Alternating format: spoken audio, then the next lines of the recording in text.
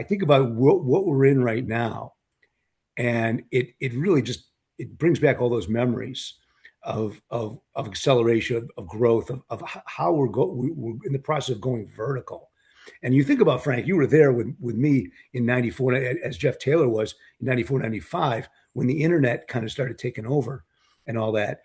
The internet had been around for a few years, right? Just like Gordon Moore had been around for a few years. Semiconductors had been around for a few years, but there was no way we could have a desktop computer, never mind this thing here or anything like it, or what we're doing here today that we take for granted. And I think I just have this feeling that we're not fully comprehending the time we're living in. And I think there's reasons for it. There's political angst, there's division, there's distraction, there's dopamine fixes, like way too much saturation of content. Like we're not seeing clearly. I know I'm not seeing clearly because there's so much stimulus, so much coming at us, and it almost feels like we're paralyzed. And then right now, in the moment we're in 2026, we're also seeing some, we're going to discuss this today, of course. We're seeing some setbacks or some hold on a second, not so fast moments. We're hiring people back that we used to know how to do the shit that we thought AI was going to be able to do. So there's these momentary lapses, like slow down, fella. And then we got regulation and laws and all that coming on the books. We'll be talking about that today as well. And I think that might be obscuring where we really are, which is kind of this like bumpy road, like 92, remember 92, and the AOL diskette came out, and you're like, this is no big deal, this internet thing, and then it's 94, 95, and then Monster. And we forget how important, I'm not sure if Taylor's on today, but just for the umpteenth time, Come on. I think, all right, Jeff, Exactly. well, I'm sorry, man, I'm going to blow some smoke your way. We forget what that was like, and we're in that very similar moment. I know we beat this dead horse a little bit, but you remember the internet was around. It was DARPA and all that. I mean, it was commercially available for several years. And then Monster and companies like Monster then took us vertical. And from there, once we made that bend in the arc north, then it was just like moments. Boston Globe out of business, Help Wanted section, Sears, Blockbuster, bangity bang. And it feels to me, and Jeff, I'm glad you're here. Maybe you can opine on this. Like we're at that point of inflection. Like, and we're in it. So there's angst and there's friction, there's regulation, there's legislation, there's mistakes being made, massive errors of judgment being made, pontifications that don't turn out to be true. We'll unpack some of that today. But I'm mindful of that. And I think, Jeff, I'd love to hear your thoughts, that we're about to go vertical. Like in 3 to 5 years, we're not going to recognize the world we were in before it. And I'll remind people that on the Enterprise, when I get there on the Enterprise, Frank, when we're flying around, they had flip phones. So we've already flown past that. So Taylor, I'd love your thoughts on that. Well, what's funny is you can get a free AEO audit now. Everybody's kind of pushing it out there. That's like the snake oil that I remember at the beginning. We'll teach you how to use the internet. We'll teach you how to build a website. And but the reality is, I think we all have to become the answer to the question now, because I didn't think that ChatGPT and Claude and others were going to become search. But once you start doing search in Claude, you don't actually go back to Google. And even Gemini is now the dominant thing in Google. They're smart as far as that goes, right? But all of a sudden, if you want to get listed, getting listed on Google now from an SEO perspective is like not really very productive, because nobody's getting down into these advertising links or whatever. Everything needs to be now about like knowing what the questions are and then knowing the quality of the answers, so you can become the company that has better answers. And then you have to figure out how to do that prompt to kind of completion sets so that you can be the answer coming up on ChatGPT or Claude. And you want to be in that short list. You need to get cited now. I'm in such a learning curve about just this one area, because I need to figure out how to become the answer. All of a sudden, inbound is the way to become successful now. But in order to get successful with inbound, you have to be the answer to the question on ChatGPT or Claude. I'm super excited about this right now. Yeah, Jeff, so I think you're spot on with how to approach this. Too many people have sat and waited. And in this day and age, it's happening so fast. You better be out there doing something. And there's so many options. You have to be out there. You have to be writing. You have to be pushing content out there so that you're ranked in some way so that you'll get people looking at you. But doing business the way it was done in the past is not going to succeed going forward. Well, and we need to keep and that in mind for the TA world. I think it's a great opportunity for those of us in TA. yeah. And I just think I built a big part of my business thesis on being able to do smart cold email. And, just I was going to be smarter than anybody else and make it personalized and whatever. And email as a channel is just dead. And any links, like I put a video in, talk to Jeff about the excitement of Boom Band or whatever, right? It's like no one wants to click the link because they think they're going to, lose their credit card or something. It's becoming very different, very fast. It's funny, David. I walked into the Zoom. You're talking about DARPANet. I'm like, oh God, here we go again. but I do like the idea of I always say that history rhymes. I think sometimes people say history repeats itself.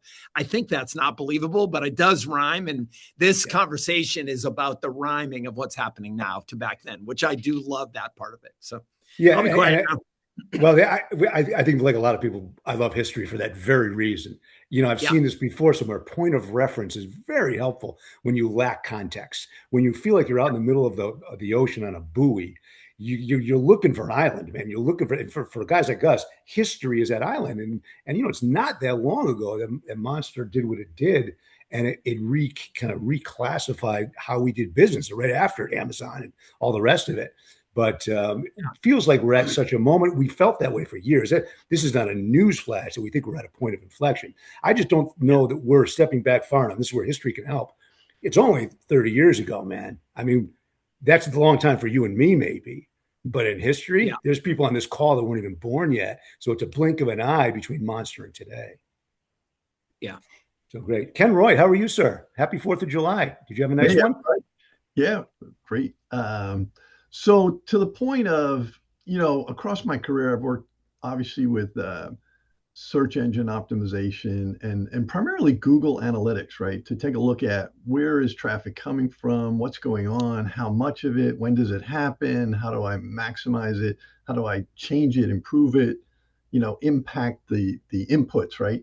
So where is the Google Analytics for Claude, right? Or Chat GPT? So Jeff, how many times has Boom Band searched, right, in AI, right? And who's tracking that? Like, do we have access to those metrics, right?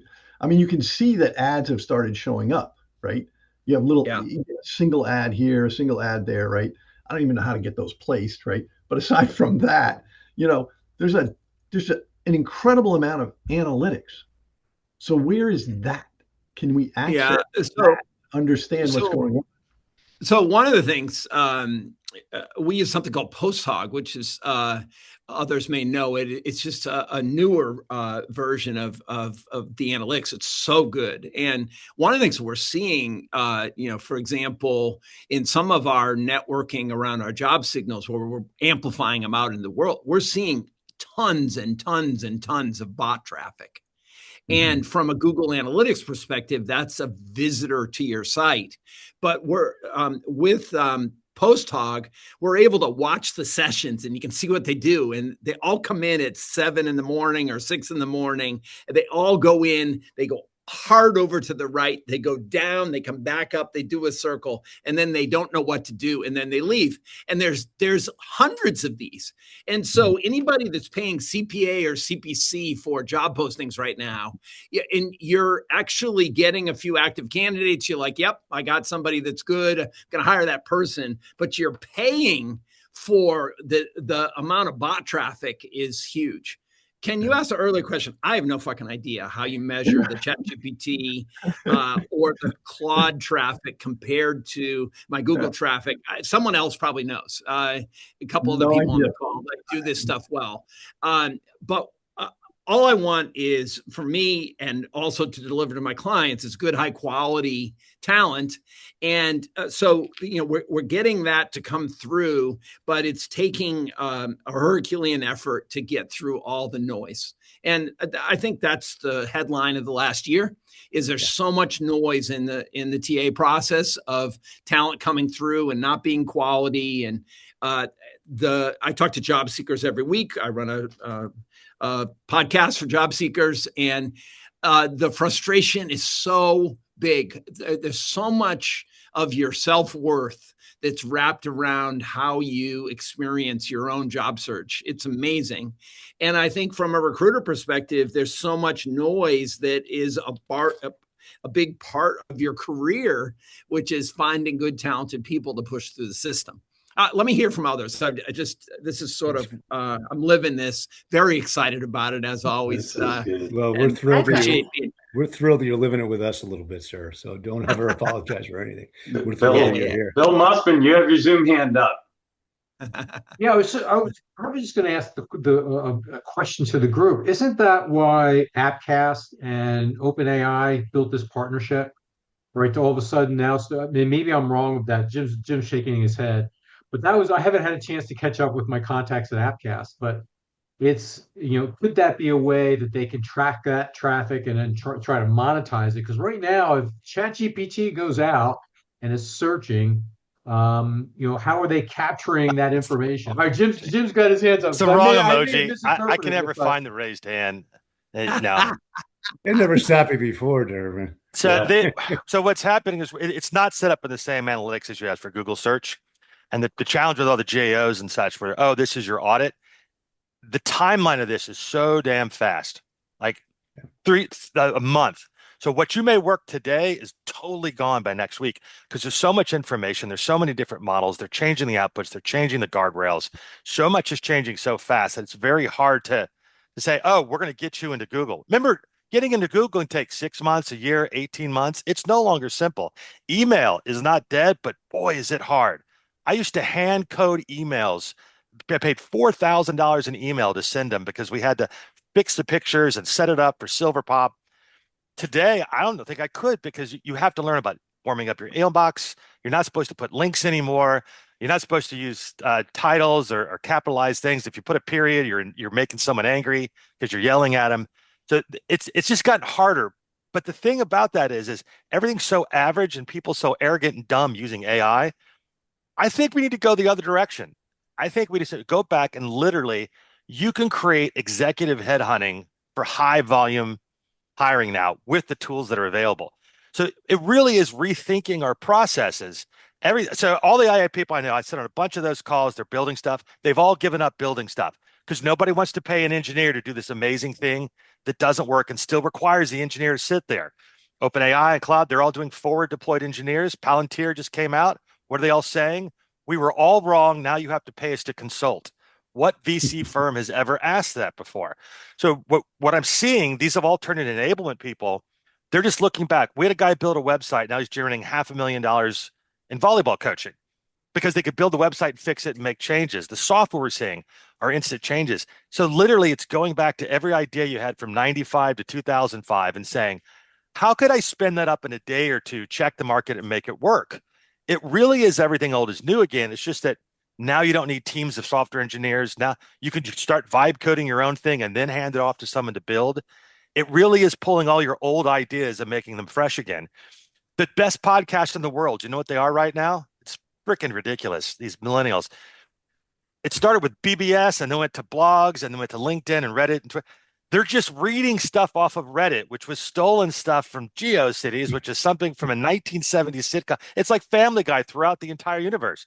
Their podcast is them sitting there reading jokes off that I read 20 years ago, but it's new to them.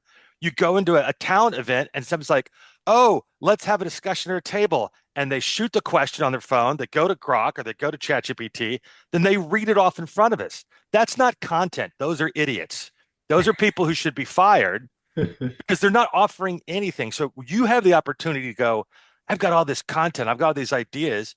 Just pick something that didn't work in 2002 and see if you can start it again. And we're seeing success now not with VC, not with giant stuff, not with AI replacing everything, but individuals going, man, that one thing I always wanted to do, now I can with a small team. And that's fascinating. That to me is that's the big answer is you're still plenty to do. Just ignore the hype and deliver a result. Well, it's, A it's result. so funny. That's a great take, Jim. Thank you. And I mean, it's hitting, I think, all of us very personally because we've all done something like that. We just had a situation like 3 weeks ago. I run a small venue here in Western Mass where we have bands and stuff. And we used to go through to either Ticketmaster or Eventbrite or one of those firms, but we want to charge like a $5 cover. There's no way to do that. I said, that's not acceptable. So we spun one up. Like I said, copy Eventbrite, make it no fees, get it as low as you can with Square, 50 cents a ticket, okay. And we have a $10 cover band coming in this weekend or in 2 weeks. And we just did it 2 weeks ago. That's unfathomable. And are we getting smarter? Based on the story you just told, I'm not positive we are, but boy, we're doing it faster. Sure. The imagination is way out in front. And the technology. Hold on. You're going to see a cover band. That's the part that Jim was saying. It's like, go and enjoy the music, right? That's it. I'm not bringing my cell phone in. I'm bringing a lighter, a big lighter. So are we actually going back to the original question I just heard, with all this technology and tools, are we actually getting the best talent in the most efficient way? I mean, really? Huge question. Is it really even worth it? Well, thanks I mean, for bringing us back. you know your market. You know your market. It's all personal relationships and big senior executives. I was on a job board call in the last hour addressing that, Adrian, and that was their question because the pitch was, these tools now make it equitable. In the past, if you're very good, if you had money, connections, the right school, it gave you an up. So supposedly AI is making it, that's lifting people who struggle to write a good resume or could do the job. The reality is it's all being washed out and we're going back to who you know, those personal relationships. So instead of everything's available, it's we don't know what's real. So you fall back on very old tribal things as opposed to assessments and skill stuff. Well, and Jim, are you seeing fraudulent stuff right now? Is everybody here on TA on the call seeing? Some of my customers are seeing a lot of fraudulent AI created resumes.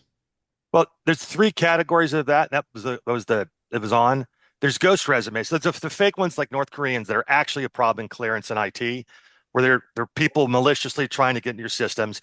You have candidates who have used AI to just punch up their resume, it's a spectrum. Sometimes it's ridiculous. You're not a doctor, you're a welder. There's some that just add stuff, and then there's ones that are literally just applying to everything off the job description. So we call it fake, but I audit a lot of the things that come in. I call those people. They're real.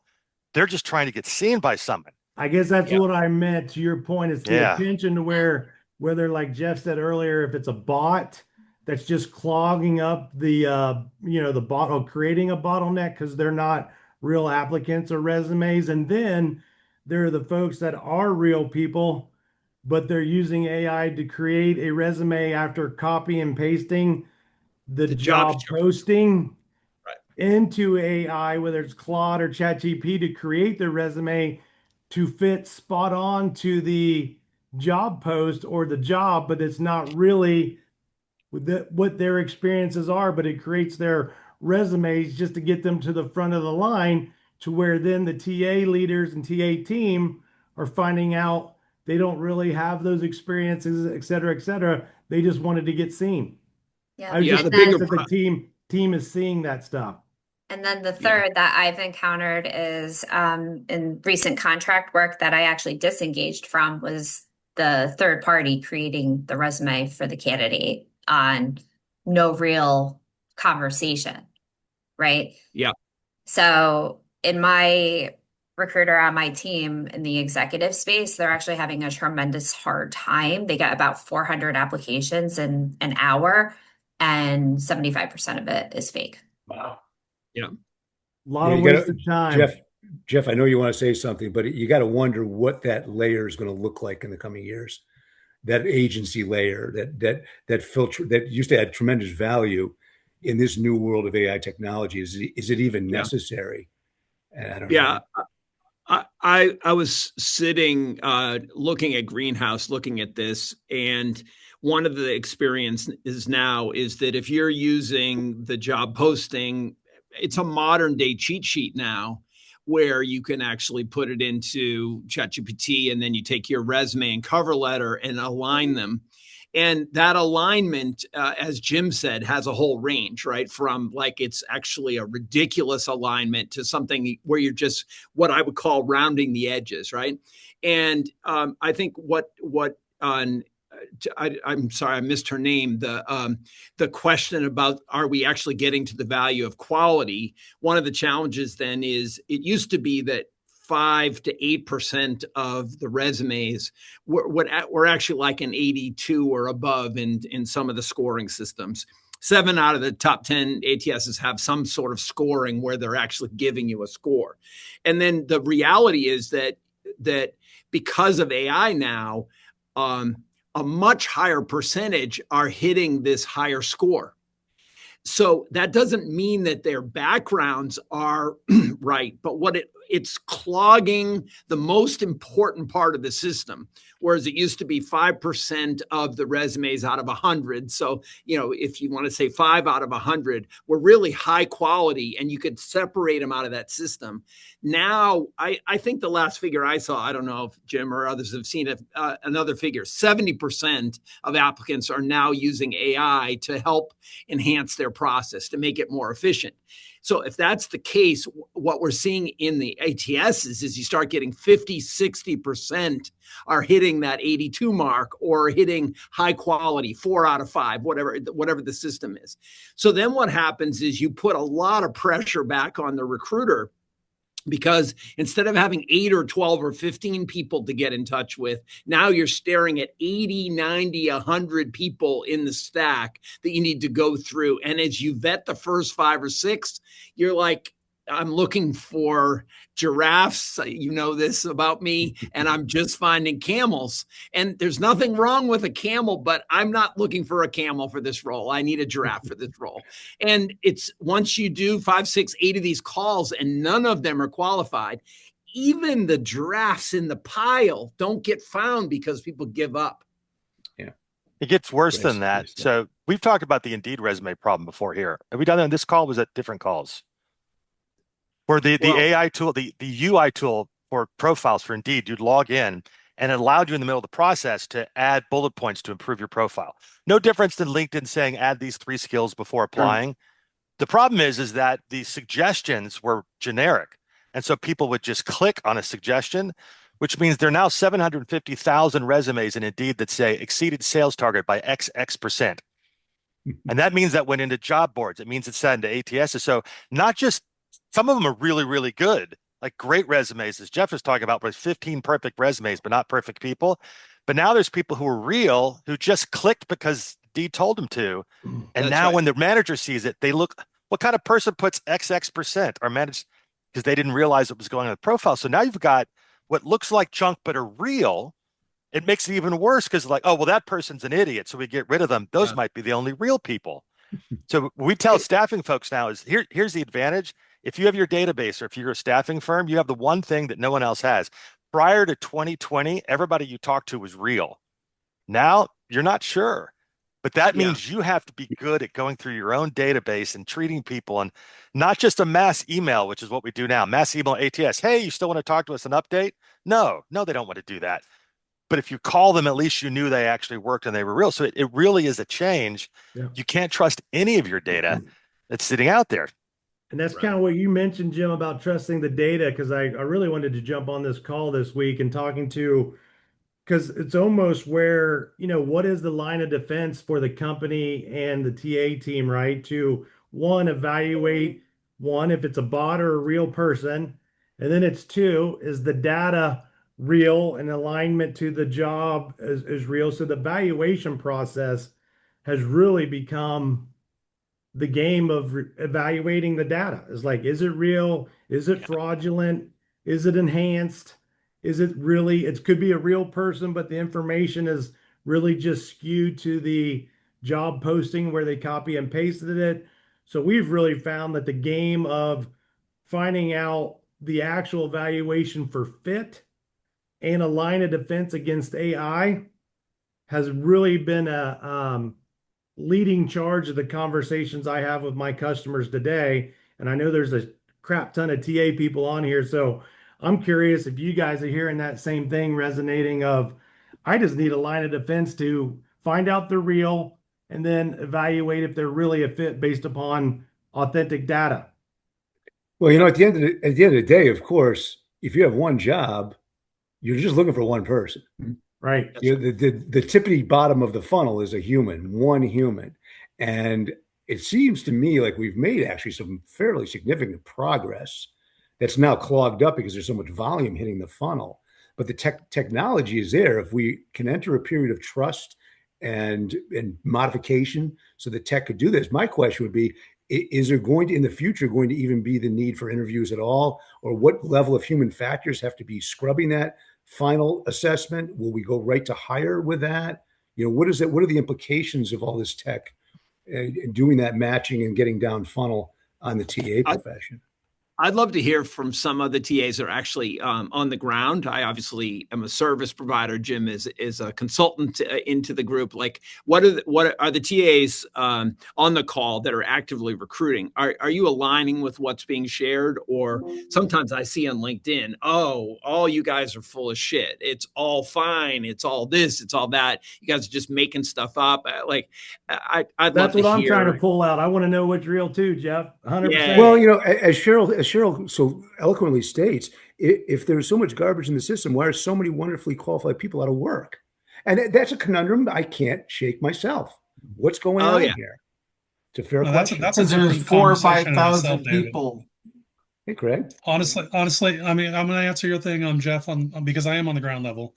And I built a system to create some, I call them yellow flags, and it's more just signals to tell me if they are AI generated to some extent.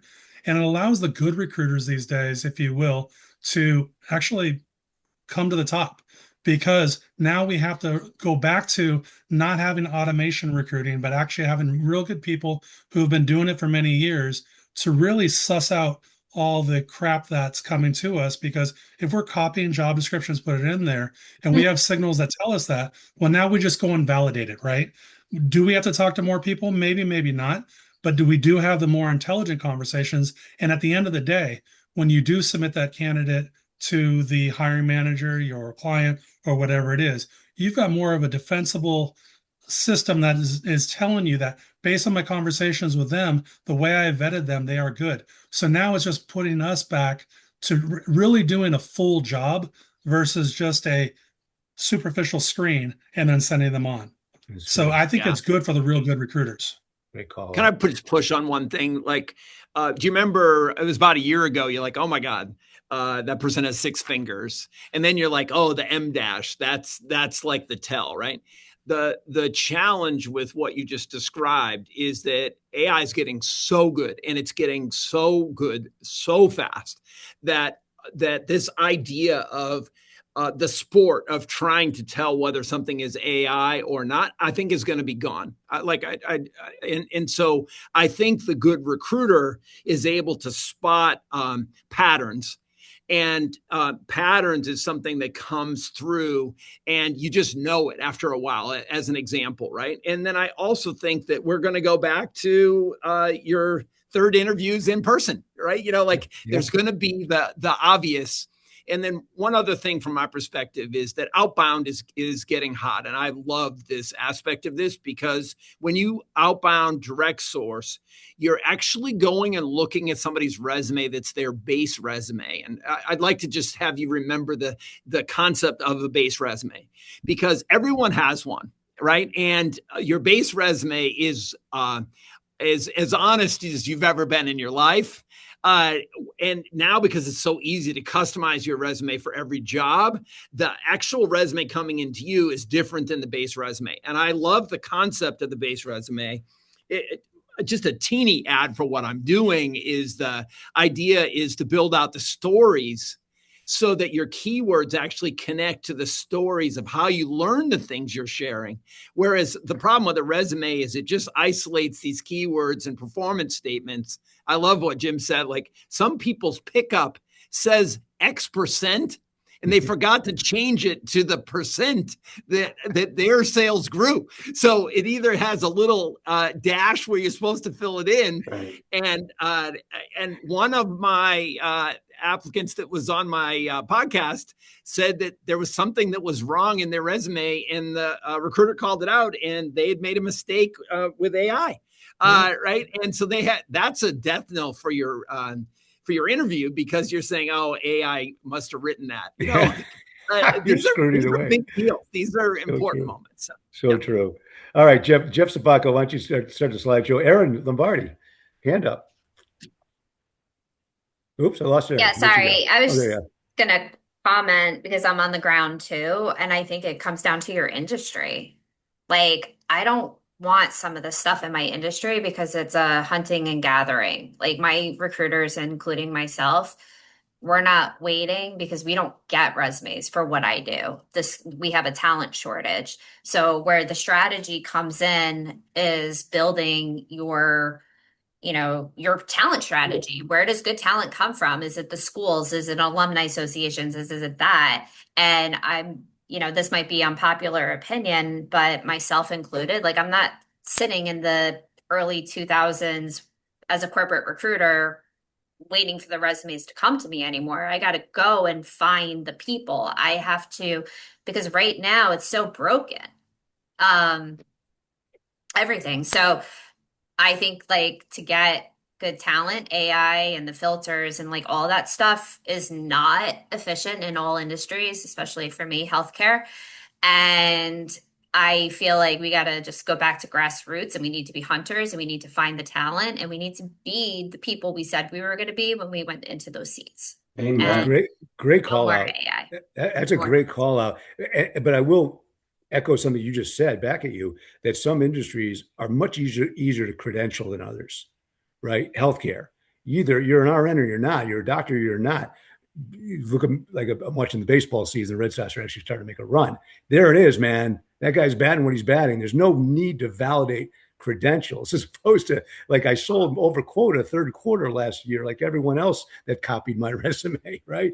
So some things are easier to unbundle the credentials from the human than others. And I think in healthcare, if that's where you are, it's virtually impossible. The human and the credential are joined at the hip. There's no ambiguity to it. Right. And then you're also looking at talent that might have changed and flipped mid-career. And you have to look at talent different ways now. So by plopping in keywords and, to get through the funnel isn't really helping you look at different ways to get talent into the workforce that is effective and untraditional. Well, you go down one door, you open another, right? Sorry. Wonder if that's no, that's great. This is what Jeff asked. Taylor asked, boots on the ground. I wonder about that flipping word. That you're dating. You were dating ourselves when we use things like that. I wonder if my kids think like that, like a career change, like that. That's our language. I'm not sure it's theirs, and that fits in here somewhere. I think we're entering a very fluid. There's not going to be 30-year careers in engineering. There will be, of course, but this is just, the notion of job hopping. Remember that one? Does anyone under the age of 30 even say that anymore? I don't think so. Actually, people say it all the time still, and it's frustrating. Do they not realize that we went into a pandemic, and then from that point, everything has changed? Not everyone's a job hopper. Everyone has a story. Craig, how can that term have survived the layoffs in the last three? Are you a job hopper if you were at Meta or at Google or? Exactly. Everybody has a story, and their story is valid. And when CEOs are using the excuse of laying people off by saying AI, Jesus, are we not looking at that as being a reason? Right. It's a convenient filter. It's like saying all these people are fake because they're just applying for the unemployment office. I've heard that for 20 years from managers. Is it true? Maybe, but how would they know? It's just an excuse. Or we have to use this assessment because I have too many people coming in, which is the whole point. So it's convenient. You keep hearing those terms because they're easy shorthand for people who've never had to think about hiring until today. Now they're freaked out.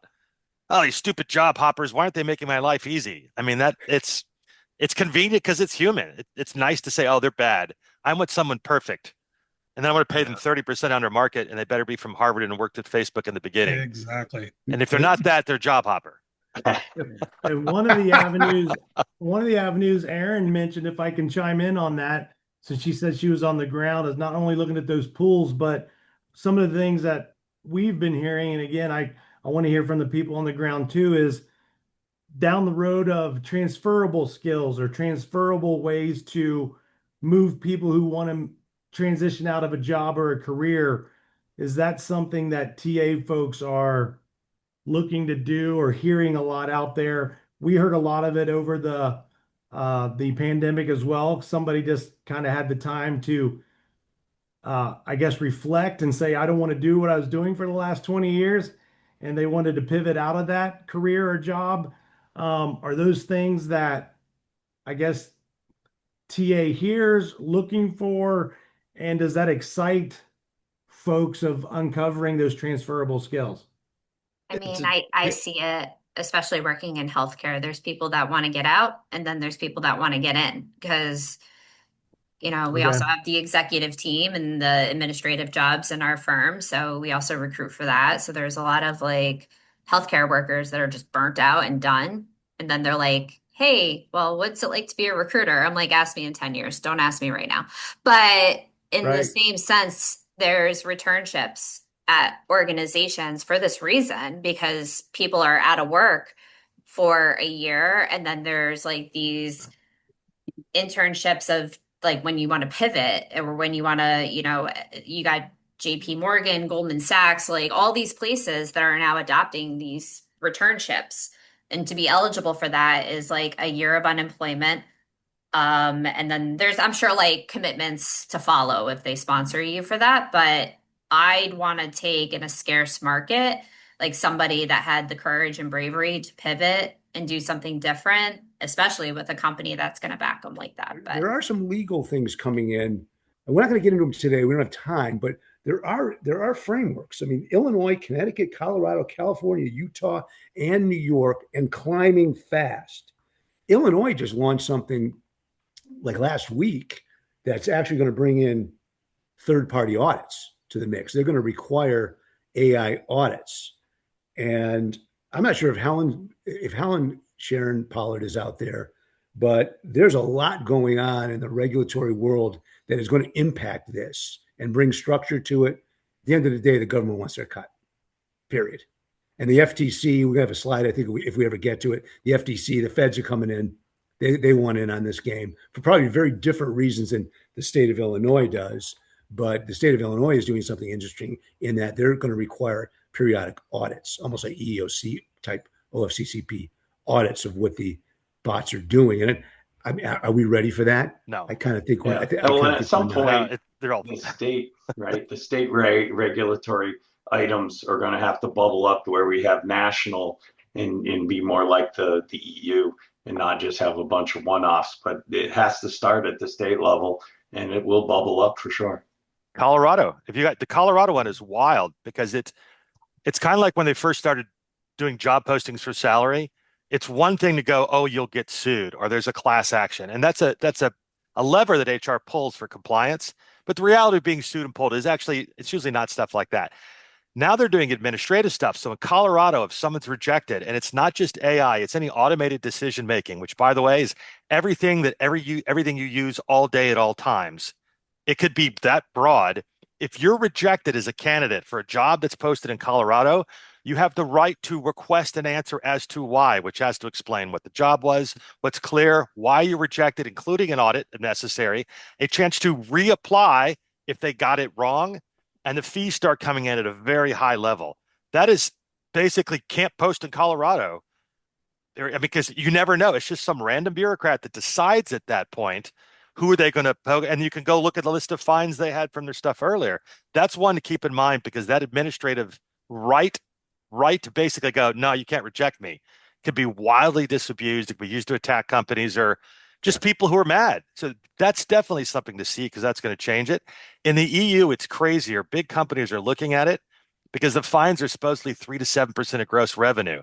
So if you make some mistakes of that, so they're literally giant companies that are like, we may not be able to do anything over there anymore, except for advertise because we're never keeping a database or contacting people. So this is real, and very few people have even heard about it. But there seems to be a really big appetite to take a chunk out of this. in sort of a generic sense. Like, I don't know if you're aware of the Meta lawsuit, but Meta just lost a $300 billion thing about predatory, basically social media predatory practices on young people. And that's transforming into a potential $1.5 trillion class action suit that exceeds their market cap. And so I think there's a political backdrop to this that's forcing the Colorados and the Illinois and the FTCs to push hard on this, maybe harder than they should. And I wonder if it'll start constraining the innovation at some point. But from an HR standpoint, Frank, we got to have some guardrails. We got to know where we operate so we can govern and have policy. Absolutely. And if certain states are more regulated than other states, you really have to support the more regulated states and just spread it around the country. And that's what we're seeing with compensation transparency and all that. I was looking at some data this morning. It's now 60 or 62% of job postings in the US have pay transparency, which you don't really have to have that for all states, but because some states do, you might as well just do it everywhere. It's easier. Well, it's interesting that kind of, if I look at this, Illinois, Connecticut, Colorado, California, New York, it falls right along the fault line politically. So you don't I don't see regulation in Texas, right? Florida, Alabama, Mississippi, Arkansas, South Carolina. We have a strongly worded statement, kind of like a UN letter. That's the law that passed. Seriously, it's a strongly worded statement. Oh, I'm scared. Well, there's that. Helen, go ahead. I was just going to say that FTC is saying, on top of it, this is a Consumer Protection Act, and on top of what the states are saying, the FTC overrides it. So they're saying, regardless of what you're doing for a state, you have to abide by the new federal rules. And that there's a proposed policy statement out as of July 1st, 2026, from the FTC, a commentary period until the end of July. But they're going to force a 3-step resolution to make sure your marketing itself constitutes representation. So if you're marketing that your AI agent does the best hiring, you need to prove it. Any undisclosed steering breaks the consumer promise, so that's a problem. If you're hiring the best candidate, but you're also looking for minority candidates, that's something that you can't do without disclosing it. And the third is that those representations must be substantiated. And that's what all of these regulatory bodies, every state, the EU AI Act, the FinCEN, every one of them is saying, you must prove what your AI agents are doing. And there's very little out there today that can do that. Shameless plug. Helen is CEO of a company called Rose Federation, and that's what they do. Hardcore, heavy lifting, big box security and compliance systems. And so just sorry, Helen, sorry for the shameless plug, but it is that's what it okay. is. I mean, I'm happy that you plugged it. That's fine. But to be able to prove what your AI agents are doing, it's not a log. That's not what it is. It's not a spreadsheet, is it? It's not a manually complete. It's not an EOC tracking log. Nope. It's a different game that we're playing right now. Anyone has any questions about this stuff, like at scale, enterprise, serious stuff? Helen and her team is a great source of answers. Yeah, thank you. Thank you. Kind of mixed into our just open discussions.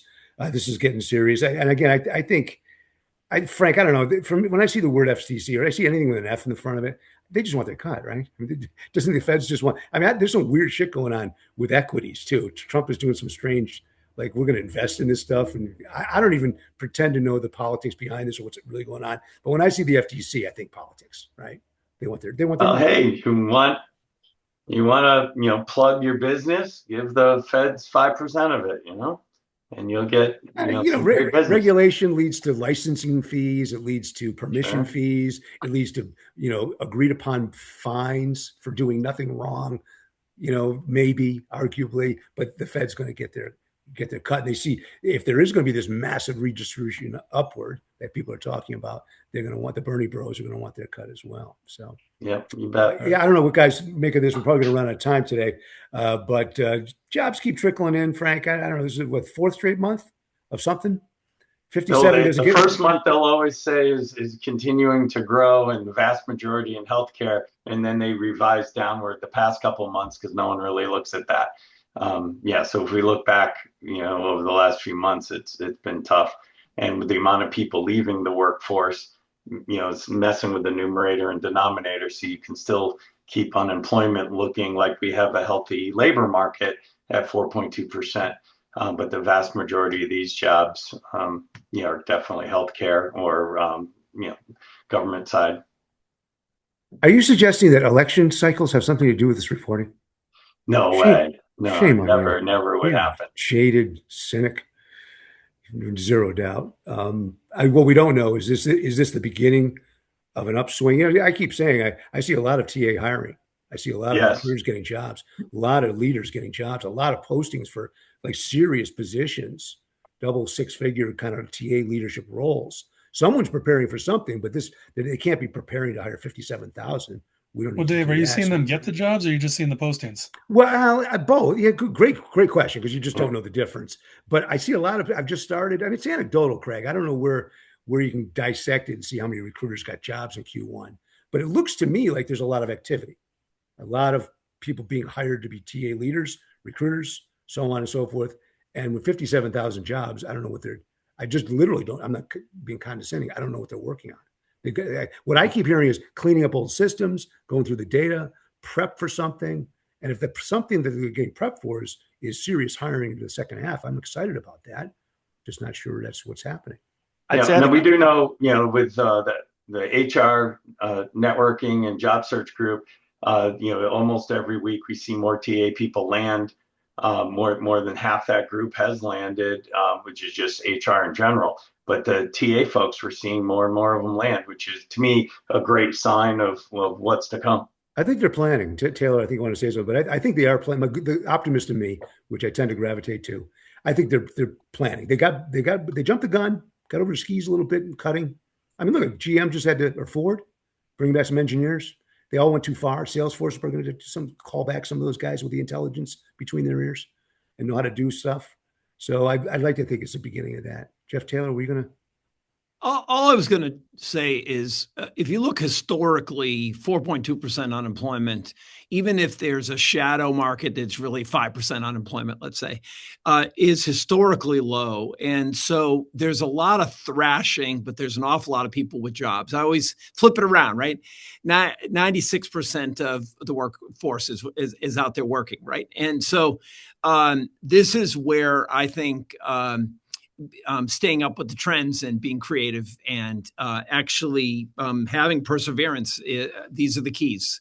And so I always look at it and say, like, I tell you, when I got out of school in '82 and the unemployment rate was really bad, and my parents' unemployment rates were very bad. You get up to like 17% unemployment. It's 1 out of 5 people is out of work, right? Yeah. Right now, everybody knows somebody out of work, but it's not 1 out of 5 people, right? And so the noise, there's a lot of noise on LinkedIn about people that are out of work, been out of work for a long time. And I just wrote about quiet staying and quiet quitting, because I think having a job right now is hugely valued. And the people who are in jobs are trying their damnedest to keep them. But it goes in the face of AI and efficiency. If you're just quiet quitting and doing the bare minimum because you hate your job, but you know that you need to have a paycheck, I think the times of change are coming, and it's going to be very important that you're on the right side of the line. You've heard me talk about this in the past, to keep learning with AI, keep actually learning and upskilling and being the one when people ask what's going on, that you're able to share information and be part of the resource in our companies as we're changing and evolving, because I know it's going to come really quickly. Yeah. It's such a generic thing, right? But it's just, I'm also an optimist, David. And, the fact that 95% of us are working is the dominant factor that we never talk about. Right. It's anecdotal and it's probably biased, but I'm seeing lots of operations roles being hired where head of talent comes in and they hire someone whose whole job is to fix the system, the stack, the integration, figure out where the process breaks are, which is exactly what you would do if you were looking to learn to hire. I think CFOs are saying, we need to hire, we need to grow, we need to do that, but you got to tell me why. And so all the roles that I'm seeing, and maybe it's just a couple of elite companies doing it, but they're all saying, hey, I want to be able to explain what's working so I can get that budget. That's a pretty positive thing. I don't know if we're seeing it everywhere, but I'm seeing enough of those roles pop up. They're like, I want to know my reports. I want to know this stuff so I can talk about it, which is exactly what we've been pitching for the last couple of years. Know your business. It's a real maturity for TA that's kind of exciting. We just talked about this. Really there's going to be a lot of quiet hiring, I think, and eventually not so quiet because it becomes a competitive lever. Like I think it was Ford hired back 350 engineers, Ford or GM, I forget which. They made kind of a little splash out of it. Amazon is bringing back 11,000 people into AWS in the same area that I think they laid off 16,000 earlier this year. So they're making a little bit of a splash out of it. In my experience, when that starts to happen, the floodgates can open, and all of a sudden they see it as a competitive advantage again. Yeah, Ford. And this I think was more of a technical decision. Like, oops, shit, these guys know more than the AI agent they were teaching on the way out the door, or something like that. There's an interesting fact here where both CEOs of OpenAI and Anthropic have come out and said, well, maybe it's not going to be as much job replacement, but be careful because those are the snake oil salesmen that are about to go public and exactly. raise $1 trillion valuations. And so they've realized it's not in the popular vernacular to talk about the fact they're going to wipe out everybody's jobs. But if you go back and look at the quotes of both of these CEOs of the last couple of years to get to dramatic headlines, they were very noisy about it. So. Isn't that funny? Because at that moment, that drove the multipliers. At that moment, if you're getting rid of all people, the margins are going to go through the roof. I'm in. And then it tipped a little bit politically, socially, maybe, or something. It became unfavorable to take that stand. I think it's somewhere in the middle. Somewhere in the middle. Right? Makes sense. Yeah. Makes sense. Okay, what do we got here? Yeah, cost. I mean, we kind of talked about this last month. It's very unclear, and we're getting some bills. Like token usage is obviously becoming very costly, and they're starting to meter all the things. I wanted to use ChatGPT today for the first time in a few weeks, and it tried to charge me. What happened there is a coin machine on the ChatGPT now, and so the cost of this stuff is coming home to roost, and we're going to find the real cost of acquisition, and eventually we should be able to compare that to the real cost of acquisition of a human, and start to benchmark and analyze that. And the maintenance costs, that once they've built something and have it, the cost to keep it running and maintain it, if there's token usage and they're going up by 20% per year or more, I don't think there's going to be many CFOs happy with that.